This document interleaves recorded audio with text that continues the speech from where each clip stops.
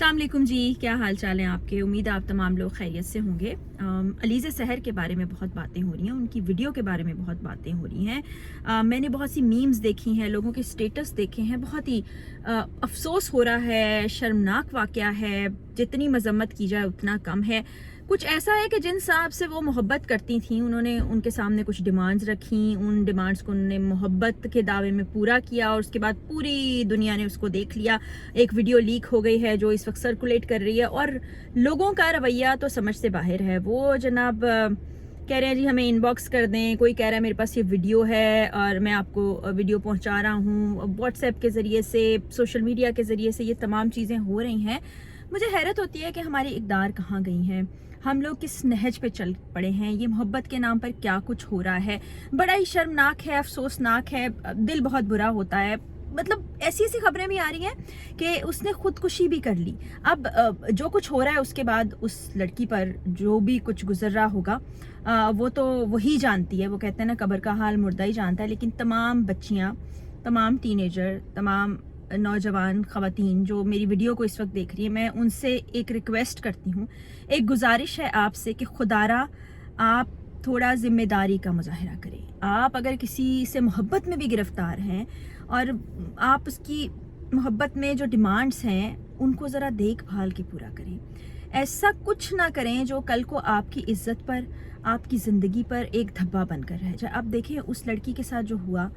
अव्वल तो जो शख्स आपसे मोहब्बत करता है वो इस तरह के कोई आपसे डिमांड्स ही नहीं करता है। ये किस किस्म के डिमांड्स हैं, मेरी समझ से बाहर है। और ये पहली बार नहीं हुआ है, इससे पहले भी हमने देखा है कि इस तरह की वीडियो सामने आती हैं, तस्वीर सामने आती हैं। बहुत बुरे बुरे लोगों के साथ वाक़यात भी हो जाते हैं। इसके नतीजे में लोग क्या क्या कुछ भुगतते हैं। लेकिन उसके बाद जो होता है, सबसे बड़ी चीज़ जो होनी चाहिए कि किसी किस्म का कोई सबक नहीं सीखते हैं। सबक सीखना बहुत ज़्यादा ज़रूरी है। और पता नहीं इस नहज पे, इस रविश पे क्यों लोग आ गए हैं। बड़े बड़े ऐसे नाम हैं जो पहले भी इस सब से गुजर चुके हैं। कितना ट्रॉमेटिक होता है। भारत में भी हमने ऐसे कुछ वाक़यात देखे थे जिसके बाद कुछ लोगों ने खुदकुशी भी कर ली। तो अल्लाह ना करे कोई इस किस्म का वाक़या पेश आया, लेकिन ये बहुत तकलीफ देह है, बहुत दर्दनाक है। अव्वल तो इस तरह की चीज़ मेरी समझ से ही बाहर है। जब आप किसी को मोहब्बत करते हैं तो मोहब्बत का मतलब ये होता है कि आप उसका एहसास करेंगे, उसका ख्याल करेंगे, उसको इज़्ज़त देंगे। ना ये कि उसकी इज़्ज़त को सरेआम नीलाम कर देंगे, लोगों तक इस तरह की चीज़ें पहुंचा देंगे। अव्वल तो ऐसी डिमांड ही समझ से बाहर है, मेरी तो समझ में बिल्कुल नहीं आता है।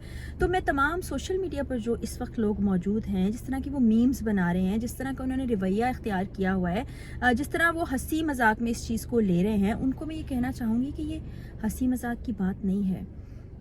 ये बहुत सवाल उठा देती है हमारे ऊपर कि हमारी तरबियत कैसी हो रही है, हमारी अखलाकियात कहाँ चली गई हैं, हमारी इक़दार कहाँ चली गई हैं। हम तो उस मज़हब के पैरोकार हैं जो ये कहता है कि अल्लाह ताला पर्दा रखता है, आप भी दूसरों का पर्दा रखें, अल्लाह आपका पर्दा रखेगा। लेकिन उसका कोई ख्याल नहीं किया जा रहा। हर कुछ अर्सा गुजरने के बाद हम इसी तरह की चीज़ देखते हैं।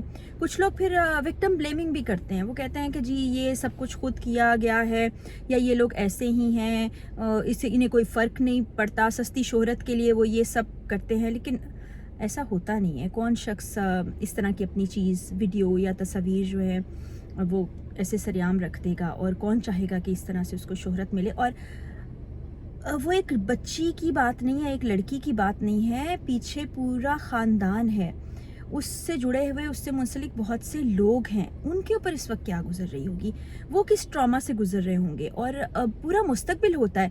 उस लड़की की कल को शादी होनी है।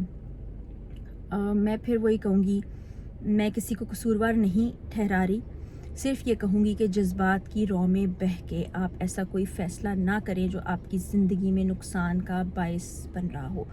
और जिन सब ने ये वीडियो जिनके पास मौजूद है, जिन्होंने अपने पास रखी है, उनसे ये रिक्वेस्ट करूँगी कि खुदारा इसको डिलीट कर दीजिए, इसको फैलाइए मत। क्योंकि ये भी कारे खैर में एक हिस्सा होगा, ये भी आपके नामा अमाल में लिखा जाएगा। और जितना आप उस चीज़ को ज़्यादा फैलाएंगे, जितनी हवा देंगे, वो उसके लिए तो नुकसान का बायस बनेगा ही, आपके लिए भी नुकसान का बायस बनेगा। तो इस चीज़ की हमें रियलाइजेशन होनी चाहिए कि हम ये जो कुछ करते हैं वो ठीक रवैया नहीं है हमारा।